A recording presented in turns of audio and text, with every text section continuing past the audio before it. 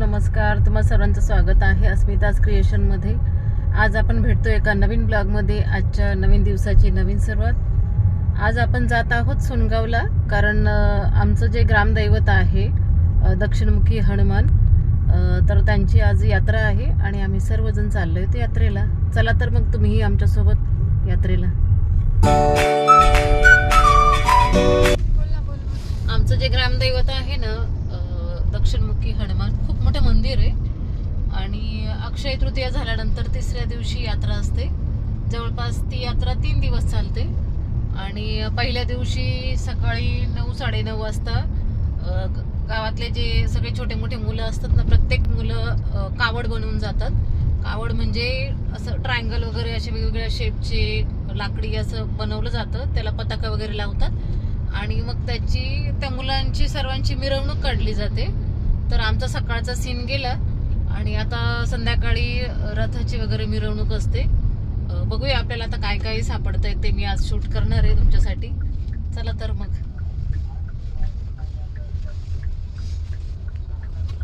कुंडी पडली।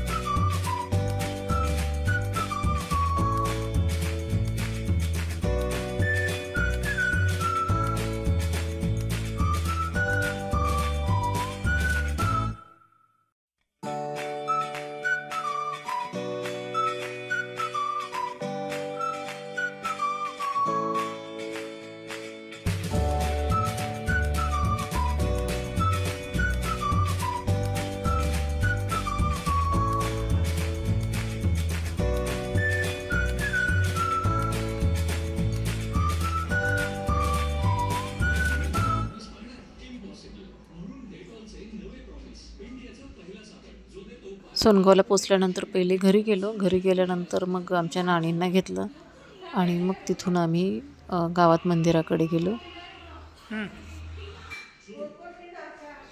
आम्ही गेलो तर मिरवणूक सुरू झाली होती।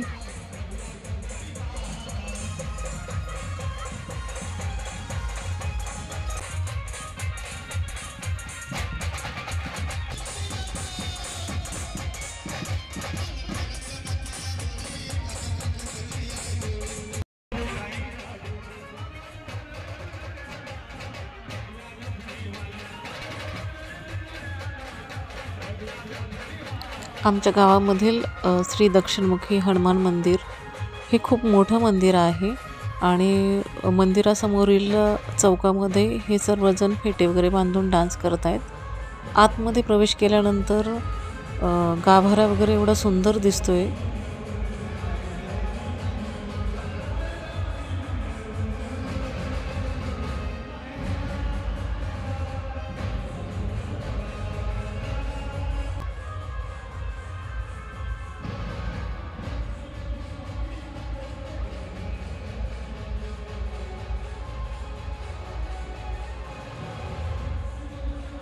हनुमानजींची मूर्ती आज एवढी छान दिसत होती, खूप तेज होतं मूर्तीवरती आणि खूप छान वाटत होतं मूर्तीला बघून।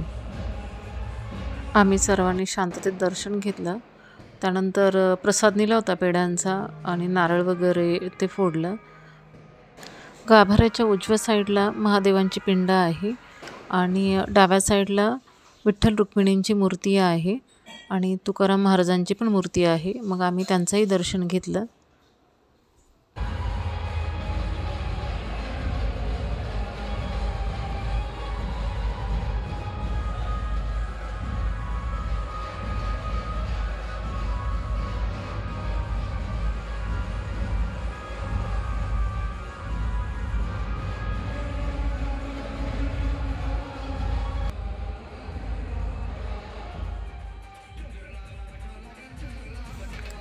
गावात रथाची जी मिरवणूक काढली जाते ना, त्यासाठी लिलाव पद्धतीचा वापर केला जातो. जो जास्त बोली लावेल तो त्या वर्षाचा मानकरी असेल आणि मग तो रथाची मिरवणूक त्यांच्या पद्धतीने तो करत असतो.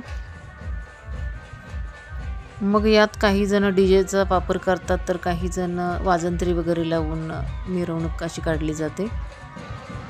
गावात पूर्णपणे जल्लोष होता. त्यानंतर फटाक्यांची आतिषबाजी.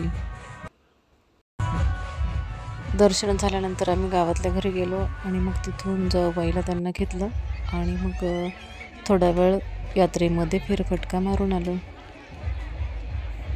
भरपूर दुकानं गावात आलेली होती, पण जागेअभावी बरेचसे इकडे तिकडे असे होते.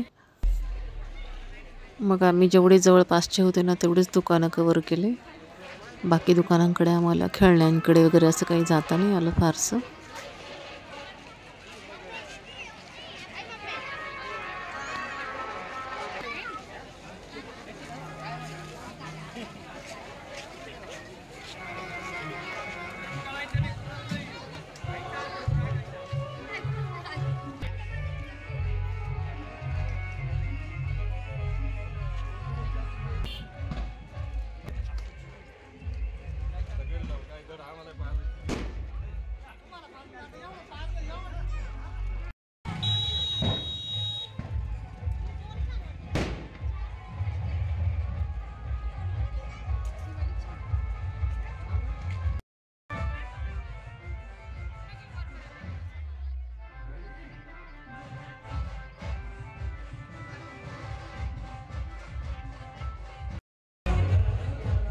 माझ्या मोठ्या जाऊबाई वंदनाताई आणि लहान जाऊ अनुजा आणि त्यांची मुलगी सई, माझी पुतणी, असं आम्ही सगळेजण यात्रेत फिरलो आणि बाकी ज्या काही होत्या त्या तिकडे डान्स करत होत्या.